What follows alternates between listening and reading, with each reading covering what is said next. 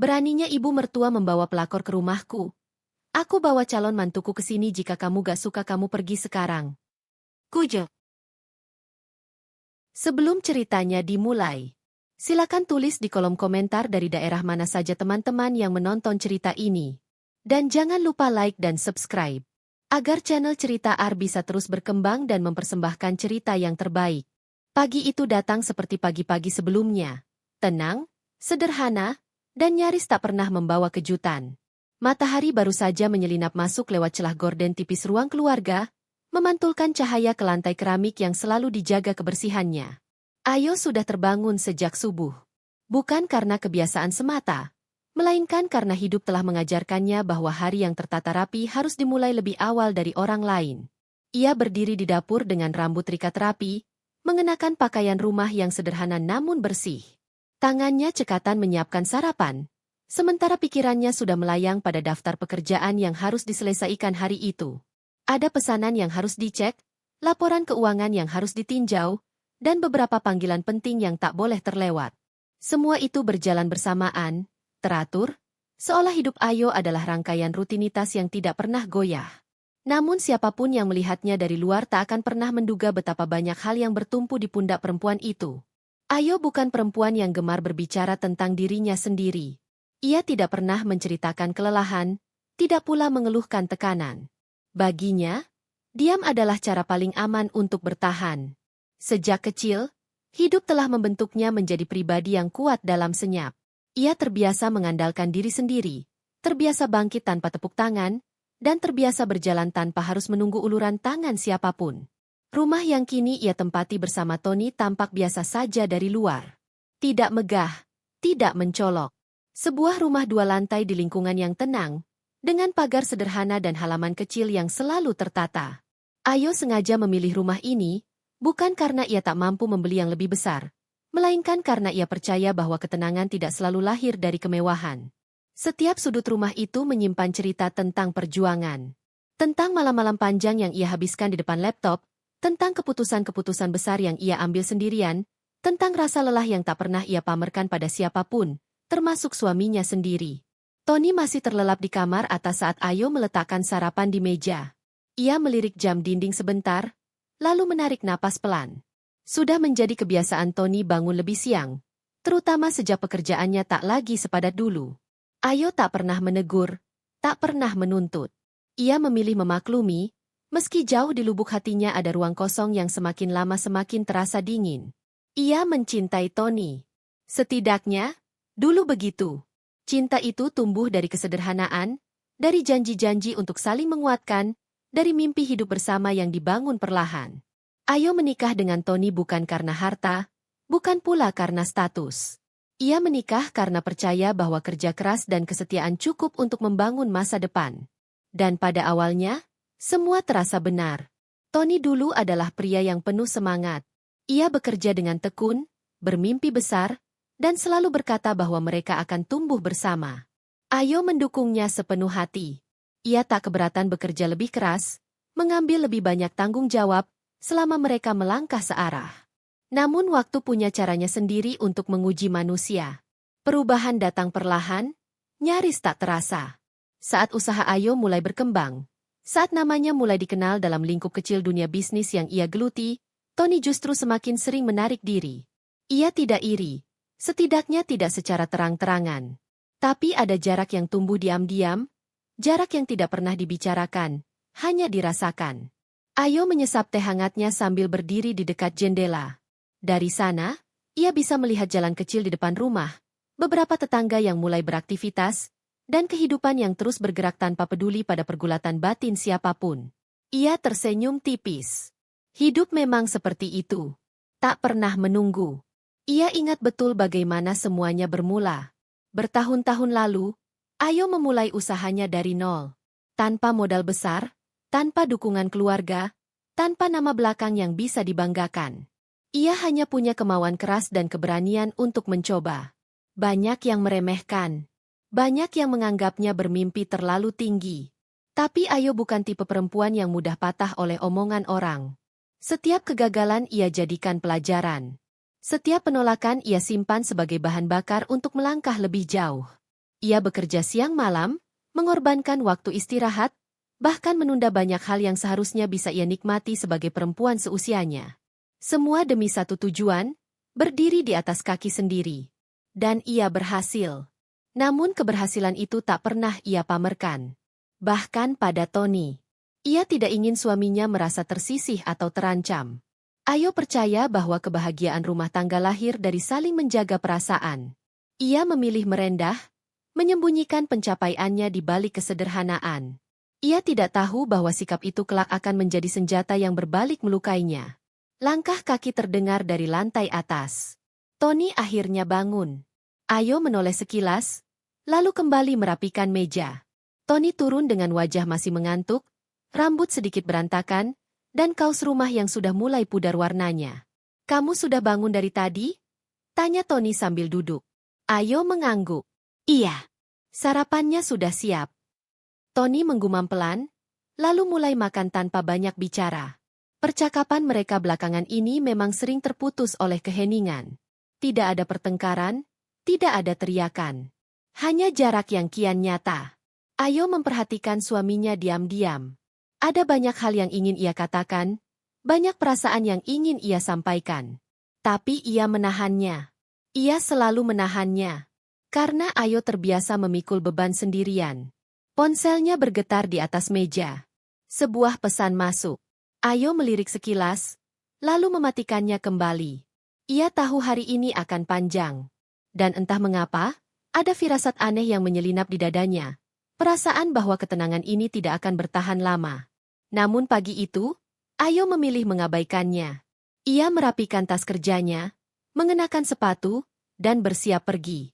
Sebelum melangkah keluar, ia menoleh sekali lagi ke rumah yang ia bangun dengan susah payah. Rumah yang seharusnya menjadi tempat aman. Rumah yang seharusnya menjadi miliknya. Ayo tidak tahu bahwa kelak, rumah itu akan menjadi medan pertempuran. Dan ia, yang selama ini diam, akan dipaksa berdiri di garis paling depan. Langkahnya mantap saat pintu tertutup di belakangnya. Hidup yang ia bangun sendiri sedang menunggunya di luar sana. Tanpa ia sadari bahwa badai besar tengah bersiap menghantam dari arah yang paling tak ia duga. Tony menatap layar ponselnya tanpa benar-benar membaca apapun. Jarum jam di dinding kamar terus bergerak. Namun ia seperti terjebak di ruang hampa yang sunyi. Setelah Ayo pergi pagi tadi, rumah kembali terasa kosong. Bukan karena tidak ada orang, melainkan karena tidak ada kehangatan yang tersisa. Ia menghela napas panjang lalu menjatuhkan tubuhnya ke sandaran kursi. Sejak kapan hidupnya berubah seperti ini? Sejak kapan ia merasa menjadi tamu di rumah sendiri? Tony bukan pria yang malas. Setidaknya, dulu tidak. Ia pernah punya ambisi, pernah memiliki rencana besar tentang masa depan. Ia ingin menjadi kepala keluarga yang dibanggakan, suami yang mampu melindungi dan menafkahi istrinya. Ia pernah bermimpi berdiri sejajar dengan Ayo, berjalan berdampingan tanpa rasa canggung. Namun kenyataan tidak selalu ramah pada mimpi. Perlahan, hidup mengajarkannya tentang kegagalan yang tidak pernah ia duga. Pekerjaannya yang dulu ia banggakan tak berkembang seperti harapan. Beberapa kesempatan lepas begitu saja. Sebagian karena nasib, sebagian lagi karena keputusannya sendiri yang terlalu ragu.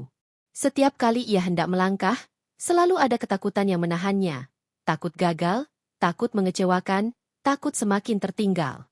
Dan saat Ayo mulai melesat jauh di depan, Tony merasa kehilangan pijakan. Ia melihat sendiri bagaimana istrinya bekerja tanpa mengenal lelah. Bagaimana Ayo mengatur segalanya dengan tenang, tanpa banyak bicara, tanpa meminta pujian. Tony seharusnya bangga. Dan sebagian dirinya memang bangga. Namun ada bagian lain yang diam-diam merasa kecil, merasa tidak berguna.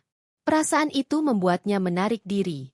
Bukan karena ia tidak mencintai Ayo, melainkan karena ia tidak tahu bagaimana harus berdiri di samping perempuan yang begitu kuat tanpa merasa terancam. Tony mengusap wajahnya kasar. Ingatannya melayang pada ibunya, Gita. Sejak kecil, Tony dibesarkan dalam asuhan Gita yang keras dan penuh kendali.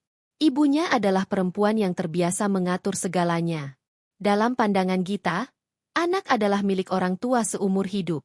Dan Tony, tanpa ia sadari, tumbuh menjadi pria yang sulit melepaskan diri dari bayang-bayang ibunya.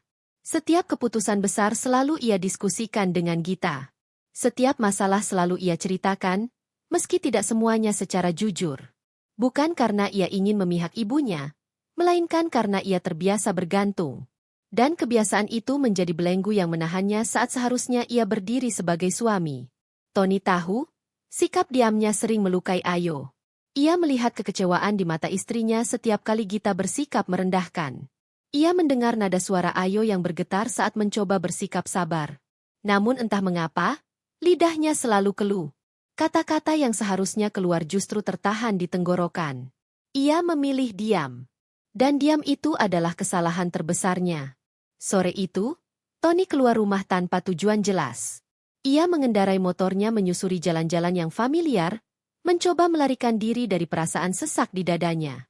Angin menerpa wajahnya, tapi tidak mampu mengusir pikiran yang terus berputar. Ia teringat awal pernikahannya dengan Ayo. Saat itu, ia merasa menjadi pria paling beruntung. Ayo menerima dirinya apa adanya. Tidak pernah menuntut, tidak pernah membandingkan. Bahkan saat penghasilannya pas-pasan, Ayo tetap tersenyum dan berkata bahwa mereka akan baik-baik saja. Kenangan itu membuat dadanya perih. Tony sadar, ia telah berubah. Bukan menjadi pria yang lebih kuat, melainkan pria yang semakin ragu. Setiap kali ibunya mengkritik Ayo, ia tahu itu salah. Tapi ia takut melawan. Takut dianggap durhaka. Takut kehilangan satu-satunya tempat ia merasa diterima tanpa syarat. Di sisi lain, ia juga takut kehilangan Ayo. Dua ketakutan itu saling bertabrakan di dalam dirinya, membuatnya terjebak di tengah. Ia tidak berani memilih, tidak berani berdiri tegak. Dan ketidakberaniannya itu perlahan merusak segalanya. Ponselnya berdering. Nama Gita muncul di layar.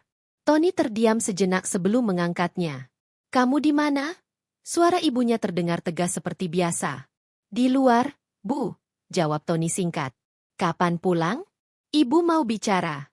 Penting." Nada itu membuat perut Tony terasa melilit. Setiap kali ibunya berkata, "penting," selalu ada sesuatu yang tidak menyenangkan menyusul. "Iya, Bu. Nanti saya pulang." Telepon ditutup. Tony memandangi layar hitam ponselnya lama. Ia tahu, pembicaraan itu tidak akan sederhana. Dan entah mengapa, firasat buruk kembali menyelinap di hatinya. Malam mulai turun saat Tony akhirnya kembali ke rumah. Lampu ruang keluarga sudah menyala. Ayo belum pulang. Rumah terasa terlalu sunyi. Tony duduk di sofa, menunggu, sambil memikirkan banyak hal yang tak pernah ia ucapkan. Untuk pertama kalinya, Tony bertanya pada dirinya sendiri, sampai kapan ia akan terus berada di tengah? Sampai kapan ia akan membiarkan orang-orang yang ia cintai saling melukai, sementara ia hanya berdiri diam? Jawaban itu belum ia temukan. Yang ia tahu, badai sedang mendekat. Dan sikapnya yang ragu akan menjadi bagian dari kehancuran yang tak terelakkan. Gita selalu percaya bahwa dunia seharusnya berjalan sesuai kehendaknya. Pagi itu, ia berdiri di depan cermin besar di kamarnya, merapikan rambut dengan gerakan penuh keyakinan. Usianya memang tak lagi muda, namun sorot matanya masih tajam, penuh kendali, seolah siapapun yang berhadapan dengannya harus siap tunduk. Dalam hidup Gita, tidak ada ruang untuk keraguan. Tidak ada tempat bagi orang-orang yang berani membantah. Sejak muda, Gita terbiasa menjadi pusat keputusan. Ia membesarkan Tony seorang diri dengan cara yang keras namun terstruktur. Baginya, menjadi ibu berarti memiliki hak penuh atas hidup anaknya. Hak untuk mengatur, mengarahkan, bahkan menentukan siapa yang layak dan siapa yang tidak.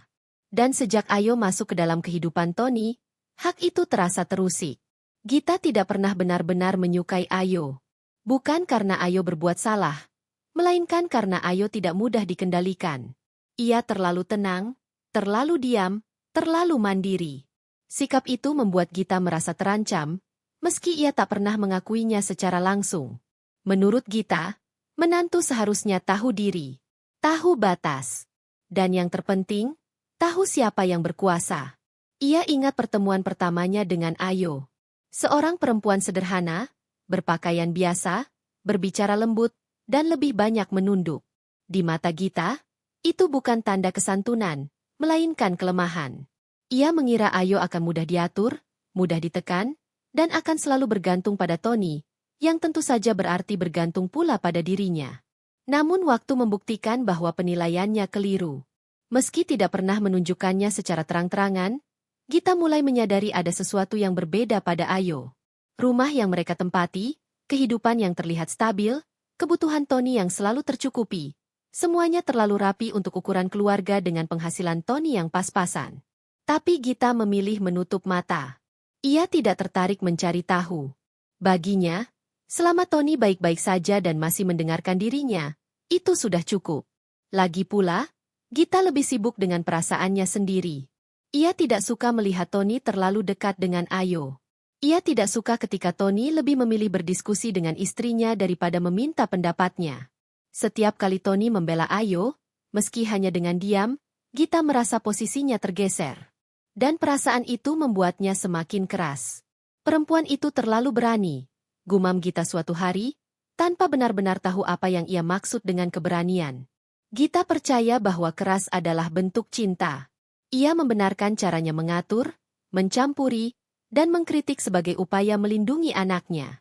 Dalam pikirannya, Ayo adalah ancaman, bukan karena jahat, melainkan karena ia berpotensi memutus ikatan yang selama ini ia pegang erat. Ia sering datang ke rumah Ayo tanpa pemberitahuan, mengomentari isi dapur, cara Ayo berpakaian, bahkan cara Ayo berbicara pada Tony. Semua ia lakukan dengan wajah tenang dan nada seolah penuh nasihat. Namun kata-katanya selalu menyisakan luka kecil yang terus menumpuk. Ayo memilih diam. Dan diam itu justru membuat Gita merasa menang. Di hadapan Tony, Gita memainkan peran ibu penuh perhatian. Ia mengeluh tentang kesehatannya, tentang kesepiannya, tentang betapa ia hanya memiliki Tony seorang.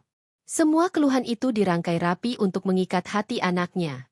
Tony, dengan segala keraguannya, selalu terjebak. Gita tahu betul kelemahan Tony. Ia tahu kapan harus bersikap lembut dan kapan harus menekan. Ia tahu bahwa dengan sedikit air mata dan nada kecewa, Tony akan kembali berdiri di sisinya. Dan itulah yang membuatnya semakin berani. Gita mulai merasa berhak atas rumah Ayo. Ia duduk di ruang tamu seolah itu miliknya, memerintah tanpa ragu, dan berbicara tentang masa depan Tony tanpa pernah melibatkan Ayo dalam percakapan. Dalam benaknya, Ayo hanyalah pelengkap, istri sementara yang bisa diganti kapan saja jika dirasa tidak lagi cocok. Ia bahkan mulai membayangkan sosok perempuan lain. Seseorang yang lebih menurut, lebih mudah dibentuk, dan tentu saja lebih patuh padanya. Pikiran itu membuat bibir Gita melengkung tipis. Ia merasa berhak memilihkan yang terbaik untuk anaknya. Dan jika harus melukai seseorang dalam prosesnya, itu bukan masalah besar.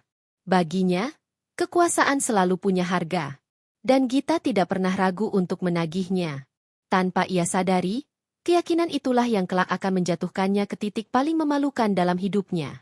Hesti mengenal Ayo lebih lama daripada siapapun di lingkaran kehidupan Ayo saat ini.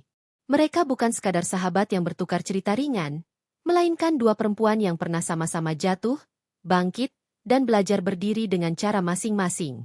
Hesti tahu betul, Ayo bukan tipe perempuan yang suka mengeluh. Jika Ayo memilih diam, itu bukan karena ia tidak merasa sakit, melainkan karena ia terlalu terbiasa menanggung semuanya sendiri. Sore itu, Hesti duduk di sebuah kafe kecil yang tidak jauh dari kantor Ayo.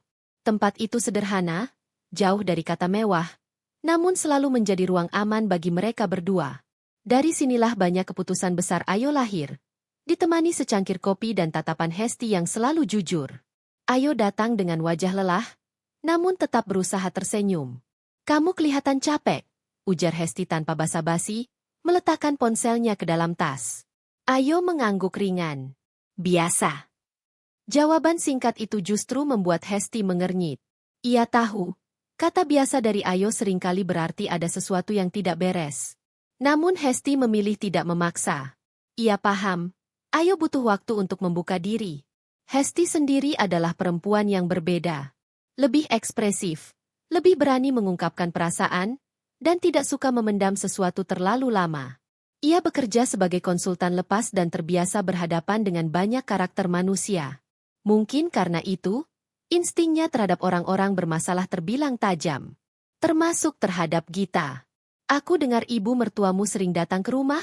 tanya Hesti pelan, seolah tidak ingin kalimat itu terdengar terlalu menusuk. Ayo terdiam sejenak sebelum menjawab. "Iya." Hampir setiap minggu. Nada suara Ayo tetap datar. Namun Hesti bisa menangkap sesuatu di baliknya. Ada kelelahan yang tak terucap. Ada kesabaran yang terus diuji. Hesti menarik napas. Yo, kamu yakin kamu baik-baik saja? Pertanyaan itu menggantung di udara. Ayo menunduk, menatap cangkir kopinya yang mulai mendingin. Ia ingin menjawab iya, ingin berkata semuanya terkendali. Namun kata-kata itu terasa terlalu berat untuk keluar. Aku cuma capek. Akhirnya Ayo berkata lirih. Hesti tidak langsung merespons. Ia memperhatikan sahabatnya dengan saksama. Cara Ayo duduk yang sedikit membungkuk. Sorot mata yang tidak setenang biasanya. Semua itu adalah tanda-tanda yang sudah sangat ia kenal. Kamu tahu, ujar Hesti hati-hati, kadang orang terlalu baik sampai lupa kalau dirinya juga manusia. Ayo tersenyum tipis. Senyum yang lebih mirip tameng daripada kebahagiaan. Aku nggak mau ribut, Hes. Aku cuma pengin rumah tanggaku tenang. Hesti mengangguk pelan. Ia mengerti keinginan itu. Tapi sebagai orang yang melihat dari luar, ia bisa melihat retakan yang mulai membesar. Aku nggak bilang kamu harus ribut, lanjut Hesti. Tapi kamu juga nggak bisa terus-terusan mengalah. Ada batas yang nggak boleh dilewati siapapun. Ayo tidak menjawab. Ia hanya mengaduk kopinya perlahan.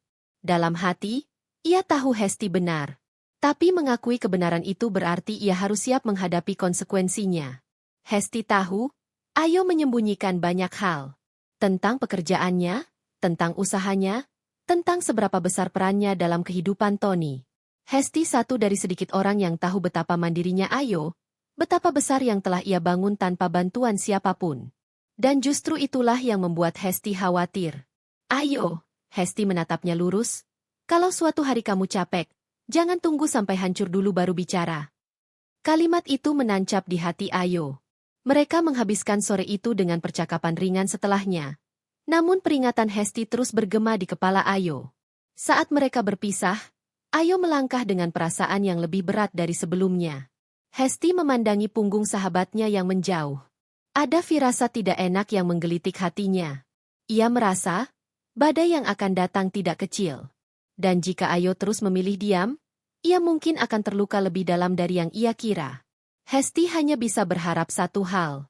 Semoga Ayo tidak terlambat menyadari bahwa mempertahankan diri bukanlah sebuah dosa. Sejak beberapa minggu terakhir, satu nama terus berulang di telinga Ayo, Tania. Awalnya terdengar biasa saja. Hanya sekadar kabar ringan dari Tony atau bisikan orang-orang di lingkungan rumah. Namun lama-kelamaan, nama itu mulai menimbulkan rasa tidak nyaman yang tak bisa diabaikan. Tania adalah perempuan muda yang ceria, pandai berbicara, dan memiliki aura percaya diri yang hampir menyaingi Ayo. Tapi ada sesuatu yang berbeda. Tidak seperti Ayo yang tenang dan rendah hati, Tania terlihat ingin selalu berada di pusat perhatian. Seakan dunia ini miliknya dan semua orang harus mengikutinya. Gita pertama kali menyebut nama Tania dengan nada bangga dan penuh keyakinan. Lihat, Yo. Tania ini calon yang tepat untuk Tony. Dia pintar, ambisius, dan lebih mengerti posisi anak ibu, kata Gita suatu siang saat berbicara melalui telepon dengan Tony. Nada suara Gita yang menyelipkan maksud terselubung itu membuat Ayo menegakkan punggungnya, meski Tony yang mendengar diam saja. Malam itu, Ayo tidak bisa tidur.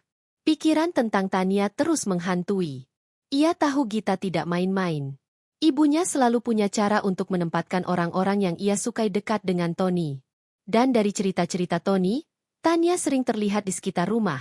Sesekali hadir ketika Gita datang, tersenyum manis, berbicara seolah sudah menjadi bagian dari keluarga. Ayo menahan napasnya.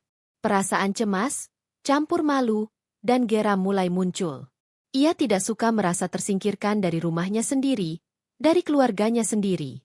Ia tahu Tony tidak melakukan apapun untuk membela dirinya, dan Gita tampaknya menikmati kekacauan kecil ini.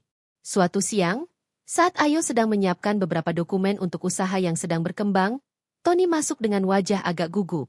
Yo, ibu bilang dia mau datang hari ini, ujarnya sambil menggosok-gosok kepala. Ayo menoleh. Matanya tetap tenang. Tapi ada kilatan dingin yang sulit disembunyikan. Siapa? Tanyanya singkat. Tania. Katanya mau ikut sama ibu ke rumah kita. Katanya ibu ingin Tony lebih dekat sama dia.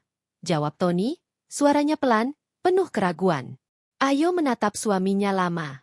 Ada rasa kecewa, tapi juga ketegasan yang mulai menguat. Ia menelan napas dalam-dalam, lalu berkata, "Baiklah, aku akan menyiapkan rumah." Seluruh hari itu, Ayo sibuk, tapi bukan hanya untuk pekerjaan. Ia juga menata rumah dengan hati-hati, memastikan setiap sudut tampak sempurna. Tapi di balik semua itu, hatinya tegang.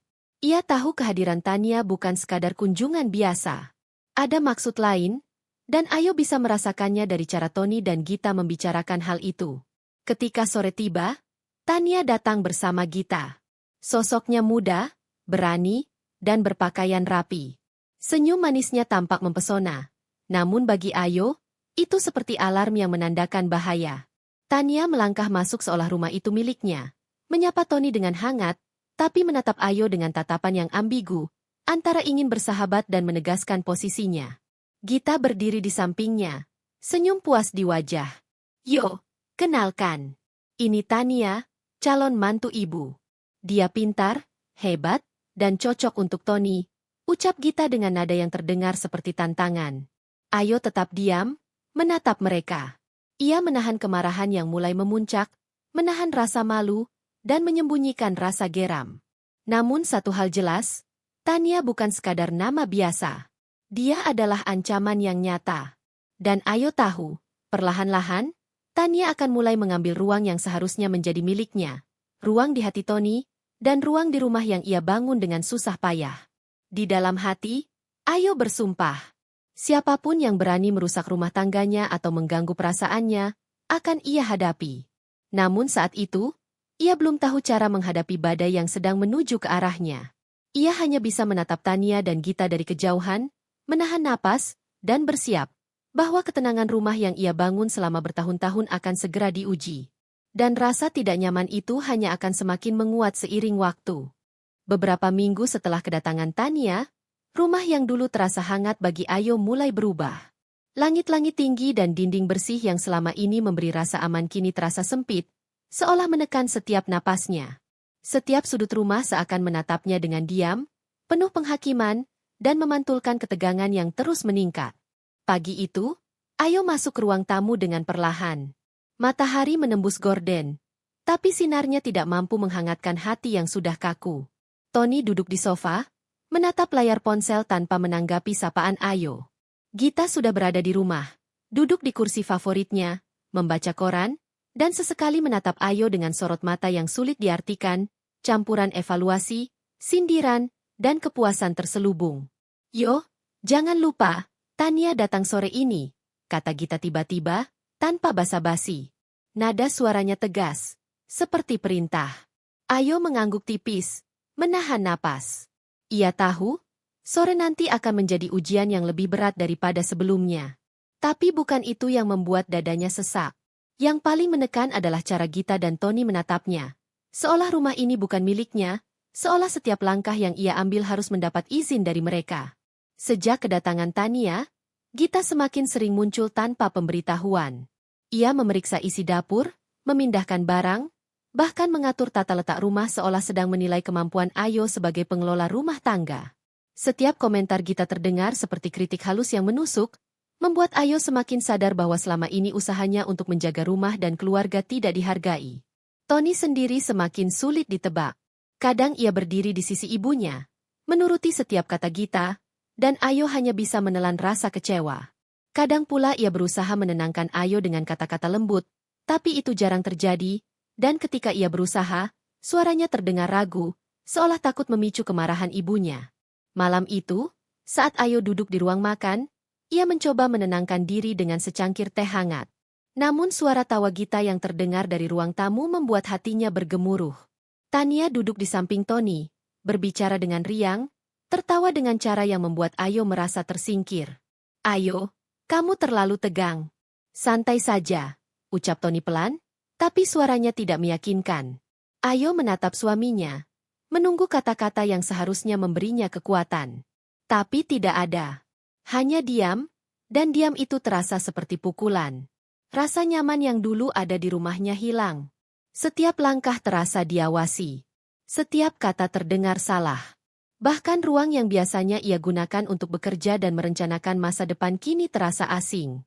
Hesti yang datang menengok Ayo beberapa hari kemudian, langsung merasakan perubahan itu. Yo, rumahmu berbeda. Aku bisa merasakannya. Rasanya seperti menahan napas terus-menerus di sini, kata Hesti sambil menatap sekeliling. Ayo hanya mengangguk. Ia tidak ingin mengeluh. Ia tahu bahwa mengeluh tidak akan menyelesaikan apapun. Tapi Hesti benar. Rumah yang dulu menjadi tempat aman kini berubah menjadi medan tekanan, di mana setiap gerakan dan kata harus diperhitungkan dengan hati-hati. Dan yang paling menyakitkan, orang-orang yang seharusnya menjadi bagian dari pelindungnya, Tony, yang seharusnya berdiri di sisinya, dan Hesti, yang hanya bisa menonton dari jauh, tidak mampu sepenuhnya menghapus rasa sakit itu. Ayo sadar, rumah ini bukan lagi tempat di mana ia bisa bernapas lega. Ini adalah arena yang harus ia kuasai jika ia ingin bertahan. Setiap hari, ia harus mengumpulkan kesabaran, menahan amarah, dan menyiapkan diri menghadapi kemungkinan terburuk. Malam itu, ketika lampu rumah dipadamkan dan keheningan menutupi setiap sudut, Ayo duduk di sofa, menatap jendela yang menampilkan cahaya lampu jalan. Ia menarik napas panjang, menenangkan diri, dan menyadari satu hal, rumah yang tak lagi ramah ini akan menjadi medan tempur yang menentukan siapa yang benar-benar berhak bertahan. Dan Ayo tahu, ia tidak akan menyerah. Bahkan jika semua orang di rumah itu tampak bersekongkol untuk menjadikannya tersisih. Sejak awal menikah, Ayo selalu menyimpan satu rahasia besar yang tak seorang pun tahu, bahwa semua yang terlihat stabil di rumah tangga dan kehidupan mereka, sebagian besar berasal dari jerih payahnya sendiri. Tony mungkin terlihat sebagai tulang punggung keluarga di mata orang lain. Namun sebenarnya, sebagian besar kebutuhan rumah, cicilan, hingga proyek usaha kecil yang dijalankan Ayo, semuanya ia tanggung sendiri. Rahasia itu bukan kebanggaan yang ingin ia pamerkan. Bagi Ayo, ini adalah bukti bahwa kerja keras bisa menjawab segala keraguan. Ia membiarkan Tony percaya bahwa ia setara dalam usaha membangun rumah tangga, membiarkan Gita meremehkan, bahkan membiarkan semua orang menganggapnya lemah. Semua itu ia lakukan dengan satu tujuan. Menjaga keharmonisan, atau setidaknya, menjaga ketenangan yang tipis di rumah itu.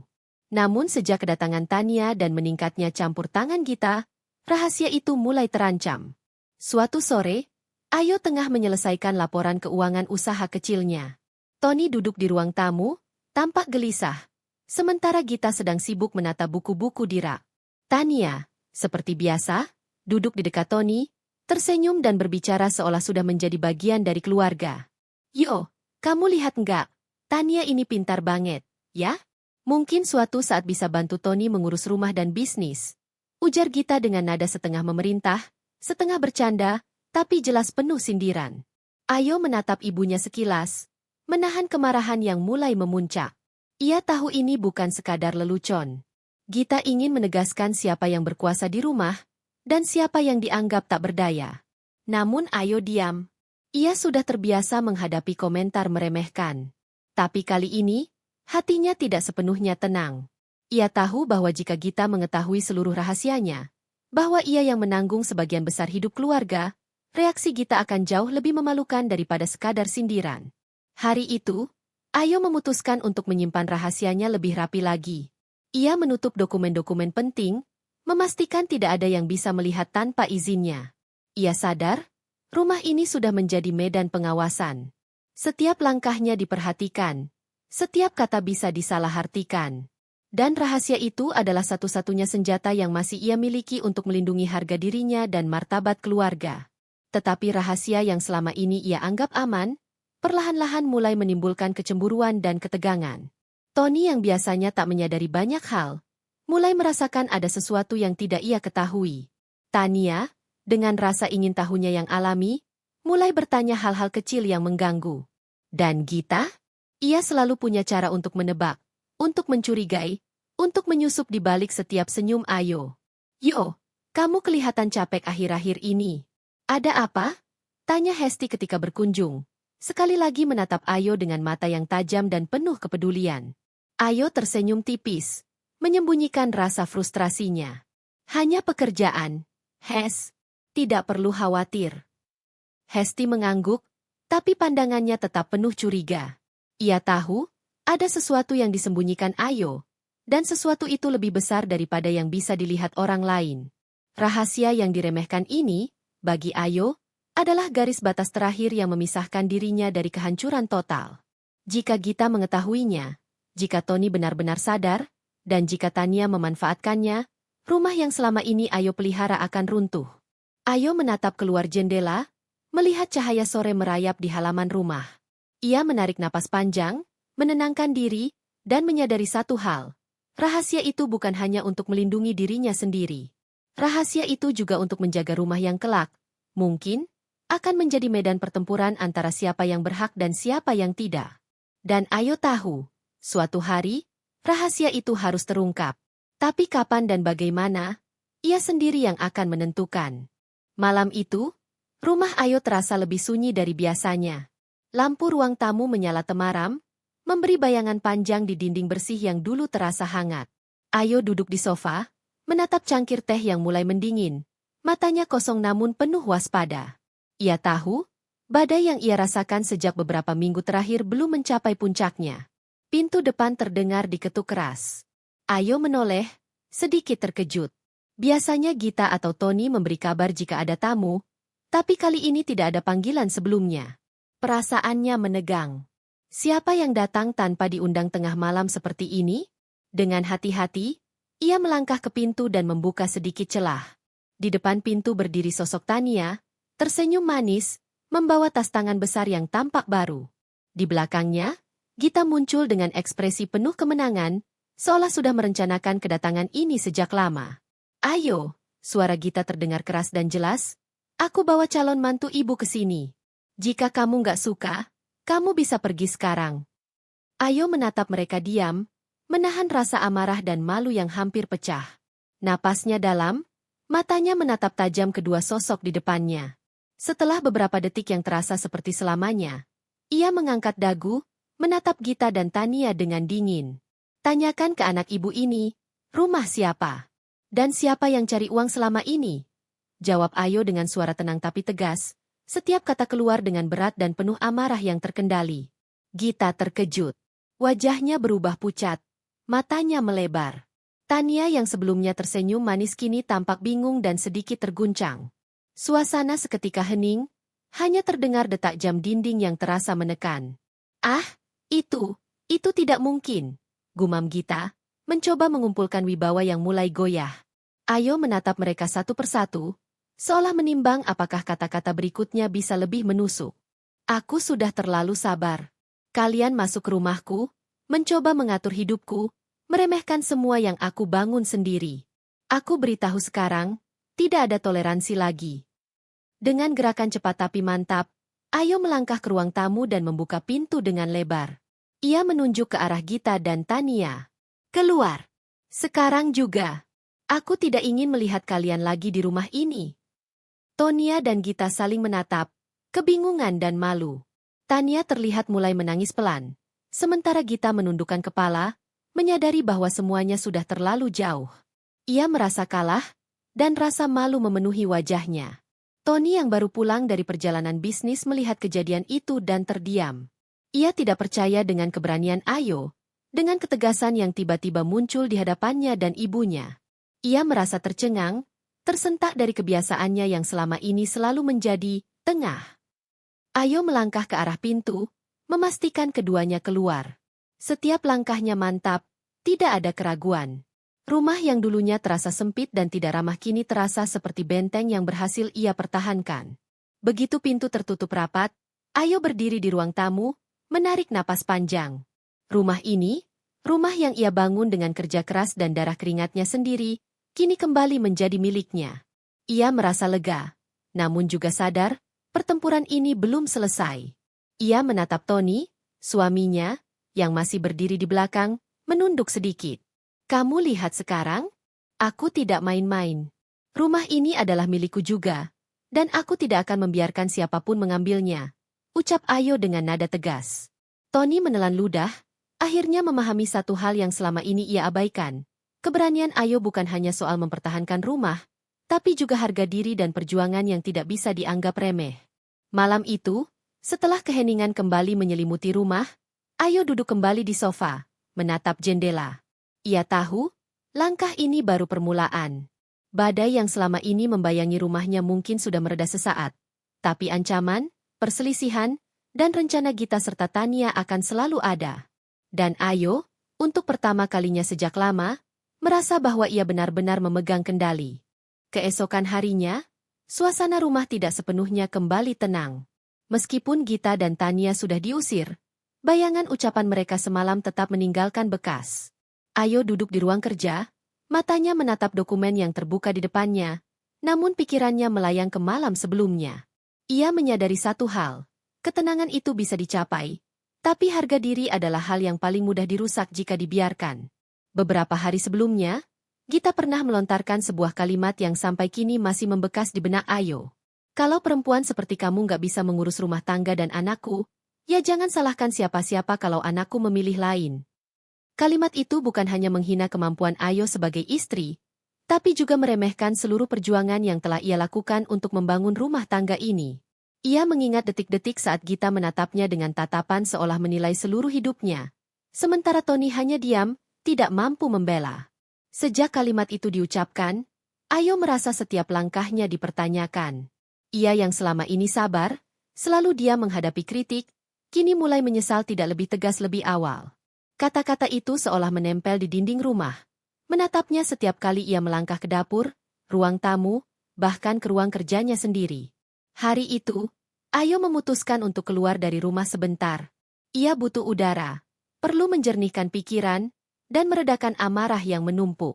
Saat ia berjalan menyusuri halaman depan, tetangga yang kebetulan lewat menatapnya. Sebagian memberi senyum hormat, sebagian lagi hanya menatap heran. Namun bagi Ayo, dunia luar tidak penting. Yang penting adalah dirinya sendiri dan harga diri yang hampir hancur. Di jalan, ia bertemu Hesti yang baru saja membeli beberapa bahan untuk kue yang biasa mereka buat bersama. Hesti segera menatap Ayo dengan mata tajam. "Yo, kamu terlihat berat. Apa yang terjadi?" Ayo menahan napas sejenak, lalu dengan suara pelan namun tegas berkata, "Aku capek, Hes. Capek karena orang-orang menganggap aku lemah, padahal aku yang selama ini menopang semuanya." Hesti mengangguk, mengerti tanpa harus banyak bicara. Ia tahu betul, Ayo bukan orang yang mudah menyerah. Dan ia juga tahu bahwa kalimat Gita telah menyayat sesuatu di dalam Ayo. Bukan sekadar ego, tapi harga diri yang selama ini dijaga dengan susah payah. Malam itu, Ayo kembali ke rumah. Rumah yang seharusnya menjadi tempat perlindungan kini terasa hampa. Ia berjalan perlahan, menatap setiap sudut ruang tamu. Setiap furnitur yang dulu membawa kenyamanan kini, hanya menjadi saksi bisu bagaimana harga dirinya pernah diinjak. Namun Ayo menahan diri. Ia tidak menangis, tidak berteriak, dan tidak membiarkan amarah menguasainya. Ia tahu, jika ia membiarkan perasaan itu lepas begitu saja, ia akan memberi kemenangan kepada Gita dan Tania. Ia mengambil napas panjang, menatap jendela yang memantulkan cahaya lampu jalan. "Tidak akan ada yang bisa menghancurkanku jika aku tidak membiarkan mereka," gumamnya dalam hati. Malam itu, Ayo belajar satu hal penting. Kalimat yang menghancurkan harga diri bisa datang dari orang terdekat, tapi keberanian untuk bangkit berasal dari dalam diri sendiri. Dan malam itu juga menandai sebuah tekad baru. Tekad untuk mempertahankan rumah, martabat, dan semua yang telah ia bangun, sekalipun badai belum benar-benar reda. Keesokan harinya, Ayo tahu, langkah berikutnya harus lebih tegas. Tidak ada lagi keraguan, tidak ada lagi menahan diri. Karena rumah ini, harga dirinya, dan perjuangannya tidak bisa lagi diganggu oleh siapapun. Beberapa hari setelah insiden pengusiran Gita dan Tania, rumah Ayo masih terasa hening, namun keheningan itu bukanlah tanda damai. Justru sebaliknya, ia seperti ketegangan yang menunggu percikan untuk meledak. Ayo duduk di ruang tamu, memandang keluar jendela, melihat cahaya sore menembus tirai. Suasana tampak biasa, tapi hatinya tahu bahwa badai besar sedang menunggu di ujung waktu. Tony duduk di sofa, menunduk, seolah menahan sesuatu. Matanya sesekali menatap Ayo, seakan ingin berbicara tapi takut salah kata. Ada rasa bersalah yang tak bisa ia sembunyikan. Rasa bersalah karena selama ini ia terlalu diam, terlalu menuruti ibunya, dan membiarkan Ayo menanggung semua tekanan sendiri.